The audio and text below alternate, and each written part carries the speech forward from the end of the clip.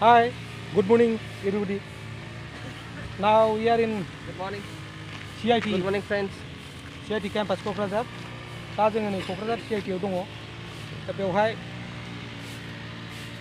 माखासे माल्टिलिंगुअल ट्राइबेल डिक्शनारि बानायनो थाखाय मोनसे वर्कशप जादों. दा बेवहाय जोंनि आसामाव थानाय गुबुन गुबुन ट्राइबेल माहारिफोर जेरै राभा, गार', मिसिं, गुबुन गुबुन ट्राइबेल माहारिफोर जाय ट्राइबेलफोरा साहित्य सभा दं एबा थुनलाइ आफाद बिसोरखौ लानानै मोनसे माल्टिलिंगुअल डिक्शनारि दिहुननो नागिरदों.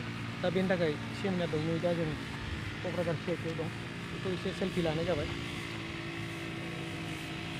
नायनो हागोन नै सिनारिफोरखौ क'क्राझार CIT.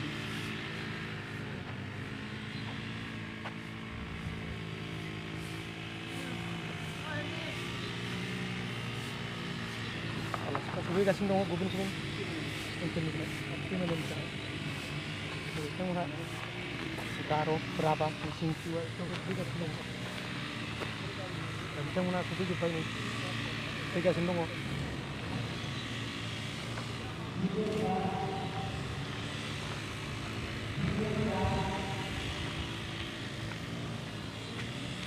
गुबुन गुबुन माहारिनि आसामाव थानाय ट्राइबेल हारिफोरनि बे माल्टिलिंगुअल डिक्शनारिनि थाखाय सेमिनाराव बाहागो लानाय बिथांमोना फैगासिनो दङ. गोबां इन्टेलेक्चुयेलफोर बेवहाय बाहागो लागोन.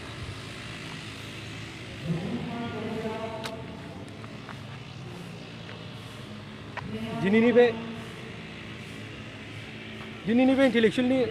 इन्टेलेक्चुयेल मिट एबा वर्कशपनि गुबै थांखियानो जाहैबाय जोंनि इन्डियायाव थानाय नर्थ इस्ट इन्डियानि बे गुबुन गुबुन ट्राइबेल माहारिनि लेंगुवेज एबा जाय ट्राइबेलफोरा लिटारेचार साहित्य सभा थुनलाइ आफाद दं बिसोरखौ लानानै मोनसे डिक्शनारि सुजुनो आखायाव लादों. दा बेवहाय गोबां मेलेमजिबि ट्राइबेलफोरनि आफादफोरनि मेलेमजिबिफ्रा फैबाय. दा नै जों बे सिङाव हाबलांगासिनो दङ. बे जाहैबाय क'क्राझार CIT. बेखौ नोंथांमोना नायनो हागोन. CITनि सोरगिदिं दा लांगोनायाव दङ. दान्दिसे उनाव जोङो सिङाव हाबैनो थाखाय आवगायलांगासिनो दं. दा बे CIT क'क्राझाराव नै हाबलांगासिनो दङ.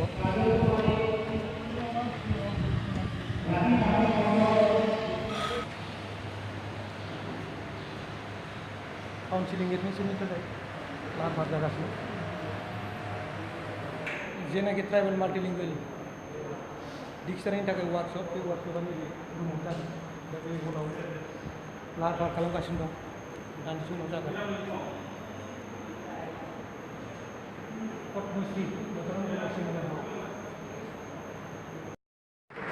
दा जेनाखि बे अल आसामाव थानाय ट्राइबेलफोरखौ लानानै मोनसे माल्टिलिंगुअल ट्राइबेल डिक्शनारिनि थाखाय वर्कशप जादों.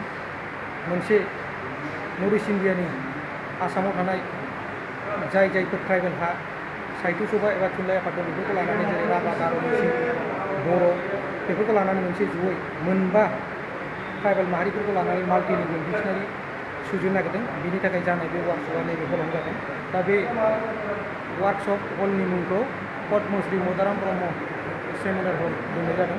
दा बे दान्दिसे उनावनो जागोन. दा बे माखासे दैदेनगिरिफोरा लाहार फाहार रेडि जानानै दं.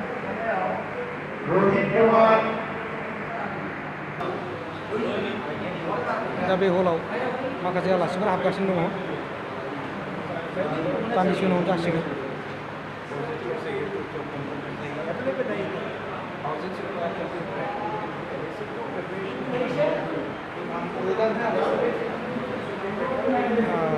सिङाव नायलांनि.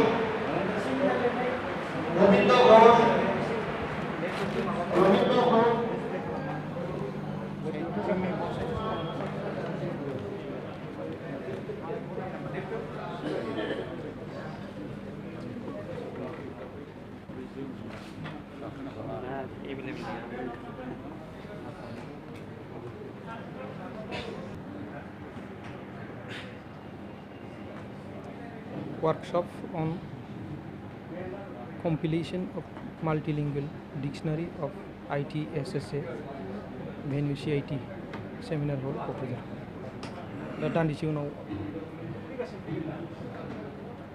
ट्राइबेल माल्टिलिंगुअल डिक्शनारिनि वार्कशपआ जागायसिगोन दा लाहार फाहार जाबाय गुबुन गुबुन ट्राइबेल माहारिफोरनिफ्राय सफैनाय आलासिफोरा बेयाव जमा जाफैगासिनो दङ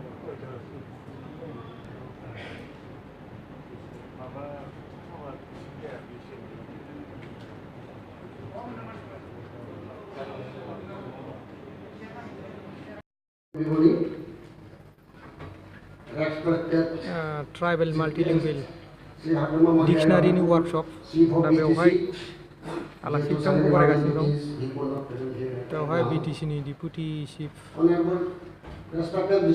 आरो एजुकेशन मिनिस्टार काम्पा बरगयारी मिसिं साहित्य सभानि प्रेसिडेन्ट गार' साहित्य सभा राभा साहित्य सभानि गासिबो दंजोबो Guest of honor, Mr. Ravi Shankar Borgoyari, Director of Education Department, BTC. Guest of honor, Professor Dipakar Chakraborty, Director, CIT, K'okrajhar. Guest of honor, Mrs. Saitami Brahmo, Registrar, CIT, K'okrajhar. Respected language expert, connected with the multilingual dictionary, my colleague, Vice President, Secretary General, and other office bearer of ISSA, ladies and gentlemen, media friends present here in today's inaugural ceremony of website of ISSA and workshop on compilation of multilingual dictionary. At the very outset, I take this opportunity to extend my heartfelt gratitude and warm welcome to you all to today's August inaugural ceremony of the website